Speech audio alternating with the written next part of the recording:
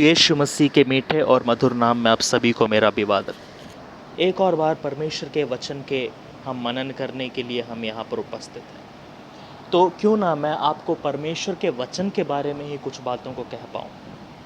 लूका के सुसमाचार उसके 24वें अध्याय के 45 और 46वें आयत में इस प्रकार लिखा है, फिर उसने उनकी समझ को खोल दी ताकि वो पवित्र शास्त्र को समझें।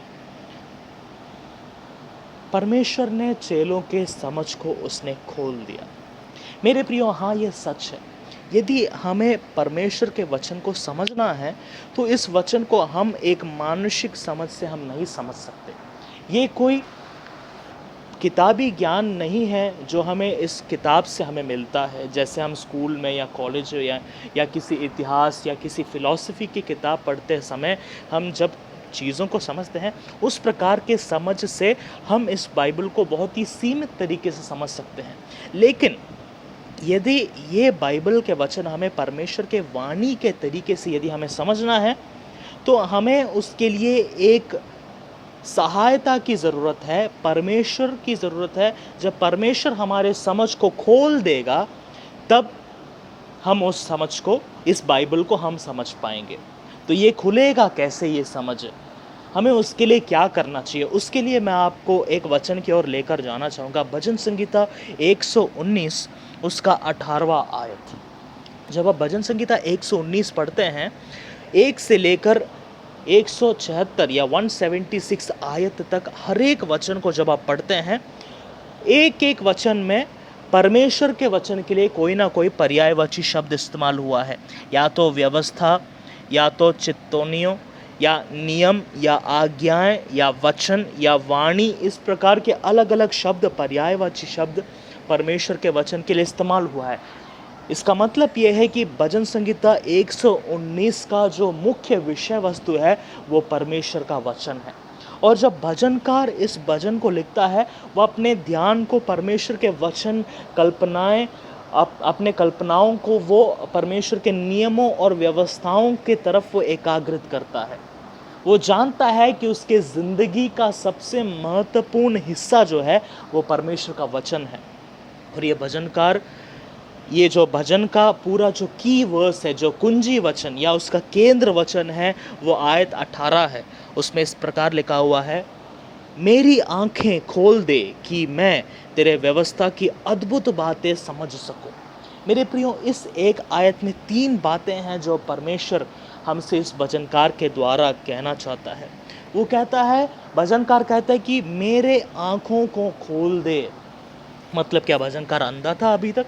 नहीं, बिल्कुल नहीं। लेकिन जो हमने लूका में पढ़ा, परमेश्वर ने चेलों के समझ को खोल दिया, उसी बात को यहाँ पर लिखा हुआ है। भजनकार कहता है कि प्रभु मेरे आंखों को खोल दे। मतलब क्या है? दिन प्रतिदिन, ऐसा नहीं कि भजनकार का समझ खुला हुआ नहीं था, लेकिन उसे परमेश्वर के शब्दों को, परमेश्वर के वचन को समझने के लिए दिन प्रतिदिन उसके समझ का खोला जाना ज़रूरी उसे लगता था। इसलिए वो ये प्रार्थना करता था कि प्रभु मेरे आंखों को खोल दे। आज कई लोग, कई ज्ञानवान लोग बाइबल के बारे में बात करते हैं, बाइबल के वचनों का इस्तेमाल अपने स्पीचेस में, अपने बोल में, अपने ज़िंदगी में उन्होंने किया है। जैसे महात्मा गांधी, भीमराव अंबेडकर, अलग अलग लोगों ने परमेश्वर का वचन का इस्तेमाल किया है। लेकिन वो परमेश्वर के विश्वासी नहीं थे, या बॉर्न अगेन या नए जन्मे मसीह नहीं थे। क्यों? क्योंकि उनके समझ खोली नहीं गई थी, उनके आत्मिक आंख खुले नहीं थे। मेरी प्रियो, यदि इस वचन को हमें सही तरीके से समझना है तो हमें हमारे समझ को खोला जाना बहुत ही ज़रूरी है। और पहली बात यह है कि परमेश्वर से हमें प्रार्थना करना है कि प्रभु मेरे समझ को खोल दे। दूसरी बात यह है, भजनकार कहता है कि तेरी जो व्यवस्था है वो अद्भुत बातें हैं, उसको मैं देख सकूं। एक चाहत है ये। हमें यह समझना है कि परमेश्वर का वचन ना केवल एक हिस्टोरिकल डॉक्यूमेंट है, परमेश्वर के बारे में सब कुछ लिखा हुआ है। हाँ, ये सच है। इन सब से बढ़कर ये वचन जो है एक अद्भुत बात है जो हमें दिया गया है। It is a supernatural thing that is given to अस।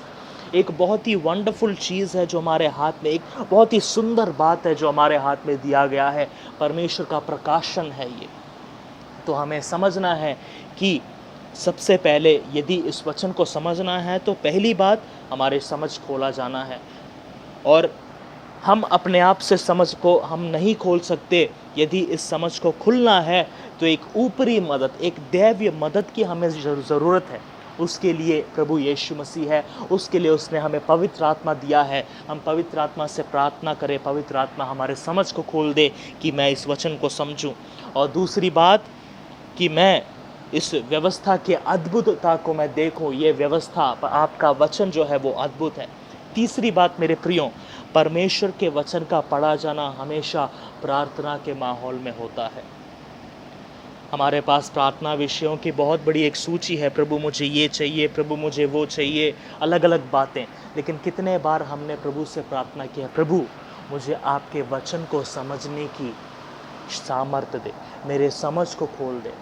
होने पाए कि हमारे प्रार्थना रिक्वेस्ट का पहला प्रार्थना विषय जो है ये होने पाए कि प्रभु मेरे समझ को खोल दे कि मैं तेरे वचन को समझूं।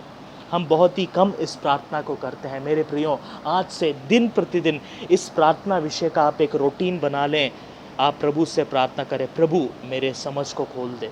जब आप वचन आप पढ़ते हैं मेरे प्रियो, हमेशा वचन का पढ़ा जाना प्रार्थना के माहौल में होता है। बिना प्रार्थना का आप परमेश्वर के वचन को आप नहीं समझ सकते। इस कारण मैं अपने शब्दों को विराम दूंगा। 3 बातों को आपको याद रखना है।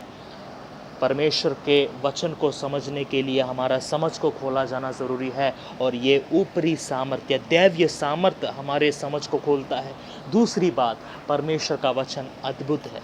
तीसरी बात, परमेश्वर के वचन को समझा जाना, उसका पढ़ा जाना प्रार्थना के माहौल में होता है। इस कारण हमें दिन प्रतिदिन इस वचन को समझने के लिए हमें प्रार्थना करना है। होने पाए इस प्रार्थना के साथ आप आगे बढ़ें और परमेश्वर के वचन को समझें और इसकी गहराई में जाएं, और परमेश्वर आपको मदद करने पाए कि आपसे परमेश्वर व्यक्तिगत तरीके से इस वचनों के द्वारा बात करने पाए। प्रभु आपको आशीष दे।